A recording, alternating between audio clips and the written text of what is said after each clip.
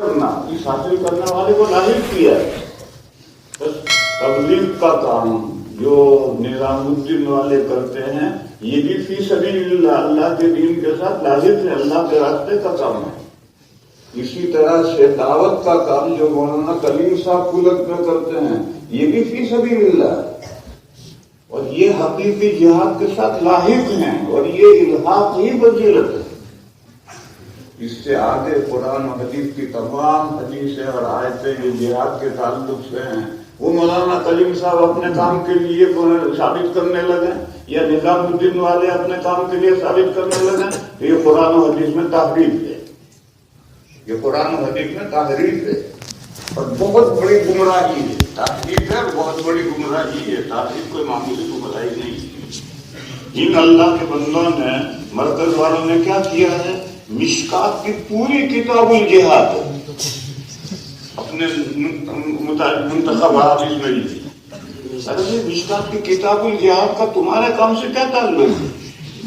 وہ کام الحاق ہے، ایسے دعوت کا کام الحاق ہے. آپ لوگ جو پڑھتے ہو یہ الحاق ہے. حضرت سلمان کا کام الحاق ہے، یہ حج کا کام الحاق ہے. یہ سب الحاقات ہے، بس یہی بھرائی ہے. ان لوگوں نے بڑا خربطہ کر رکھا، سارا دین بگاڑ رکھا ہے، سارے دین کا ستیہ ناش کر رکھا ہے. قرآن و حدیث میں جہاد حقیقی کی جتنی آیتیں اور حدیث ہے سب ان کے ہمارا ہی کام، ہمارا ہی کام، ہمارا دینی، ہمارا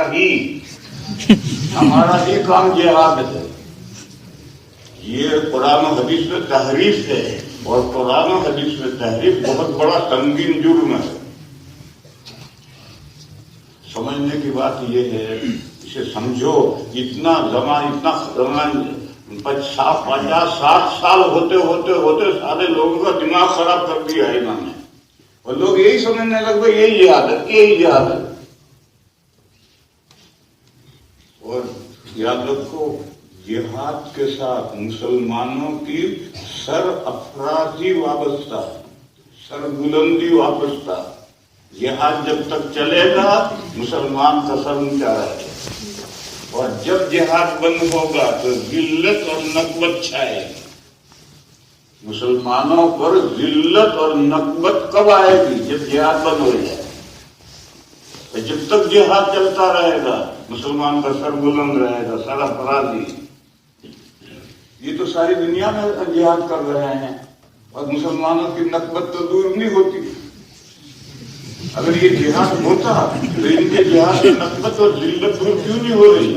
معلوم وہ جہاد ہے ہی نہیں. عمر نے کہا کہ یہ جہاد جو ہے یہ بھی 2 جہادوں میں سے ایک جہاد ہے.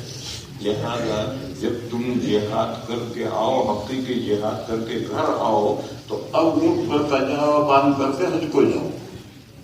یہ بھی ایک جہاد ہے، یہ دوسرا جہاد ہے، وہ حقیقی جہاد ہے. یہ اس کے ساتھ ملحق. بہرحال اس میں یہ آیا کجاوے مضبوط باندھ کر جاؤ. یعنی کجاوا مضبوط کب باندھا جاتا ہے؟ جب اونٹ کا بہت لمبا سفر کرنا ہوتا ہے تب کجاوا باندھا جاتا ہے. تو معلوم ہوا کہ سب سے بڑا گناہ تبلیغ میں نہ نکلنا ہے.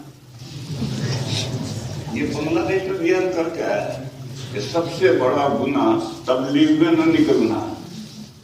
اور دلیل پیش کی کہ وہ 3 صحابہ جو تبوک میں پیچھے رہ گئے تھے ان کا 50 دن کے لیے بائیکاٹ کیا گیا تھا. یہ دلیل پیش کی. لا حول ولا قوة. حدیث تو کہتی ہے اللہ کے ساتھ شریک کرنا سب سے بڑا گناہ ہے. یہ بندہ کہتا نہیں تبلیغ میں نہ نکلنا سب سے بڑا گناہ ہے. اللہ سعید النبی وردن کے تبلیغ میں نکلو جیبوں میں نکلو. تمہارا کام بھی جہاد ہے، تم جہاد سے تو منع کیا حضور نے عورتوں وہ چاہے ان کا حسن کرشمہ ساز کرے. ان کی جو من میں آئے گا وہی تفسیر کریں گے، ان کے جو من میں آئے گا وہی حدیث کی تفسیریں کریں گے. وہ دیوبند کے اکابر کے پابند نہیں، ان کا مرکز الگ ہے، تفسیریں بھی الگ ہے، حدیث کی شرح بھی الگ ہے، جو چاہے کرے.